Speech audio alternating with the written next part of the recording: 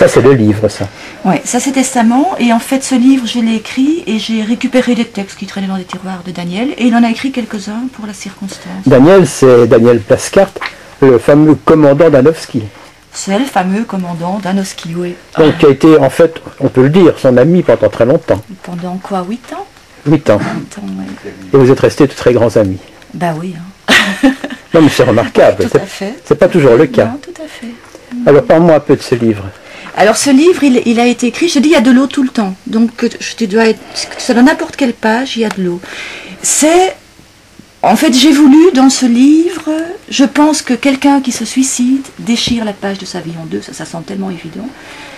Mais que dans l'au-delà, pour peu qu'il y ait un au-delà, et moi l'au-delà il est très vaste, hein, c'est une question très ouverte. Tu y crois à Dieu, à l'au-delà? Je crois, les discours sur Dieu me font chier, le dogme je ne supporte pas, donc là je suis très rebelle par rapport à ça. Je suis foncièrement christique à l'intérieur de moi, mais qu'on me laisse faire de ce que je veux de cette image. Voilà, c'est ça. On n'impose rien du tout. Alors le livre?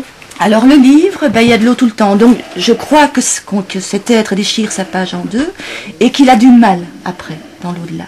Et je me suis dit, en écrivant, mais de façon très, je vais dire, à la littéraire, poétique, romanesque, hein, c'est les uns, le tout, c'est nulle part en même temps, je vais l'aider à reconstruire sa biographie, en tout cas s'il en a besoin.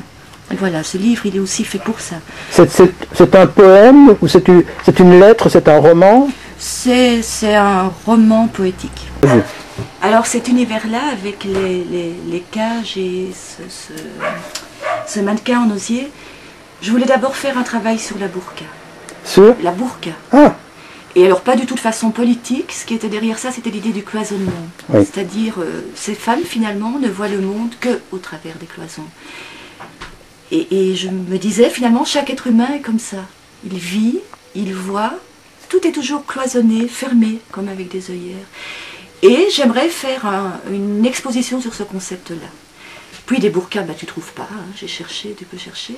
Et je me suis dit, il y a peut-être le côté politique, j'ai pas envie, je suis pas une politique, moi, j'en ai rien à faire de la politique. Et j'ai trouvé dimanche passé, au marché aux puces, ce mannequin-là. Et je me suis dit, ça c'est génial, c'est exactement l'idée de la cloison que je veux. Donc, j'ai contacté quelqu'un, je voudrais faire, je veux bien apprendre la technique, ça m'intéresse, 50 mannequins comme ça. 50. 50. Alors, pourquoi 50? Parce que dans toutes les religions, il y a le chiffre 7, hein, donc 7 x 7, 49, plus 1 qui est l'individualité. Et le pentagone est, chez Léonard de Vinci, la représentation de l'homme. Donc, dans tout ce que je fais, il y a toujours une symbolique que j'explique. Voilà, c'est ça. Pas, elle est toujours là.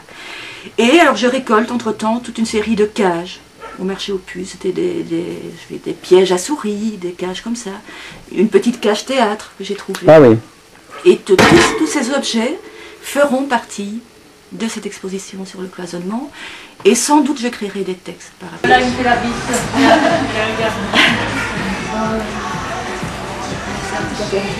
Et alors il y en a... Ils sont bien présentés.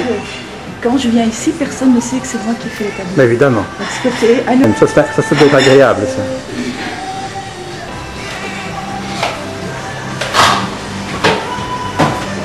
Donc là, il y a d'abord une série de calligraphies, tu vois, comme on a vu à la maison. Oui. Je dirais que j'aime bien le côté anonymat aussi. T'as mis le chaud maintenant? Et celle-ci, ça c'est... je l'appelle les écorchés. Ah oui.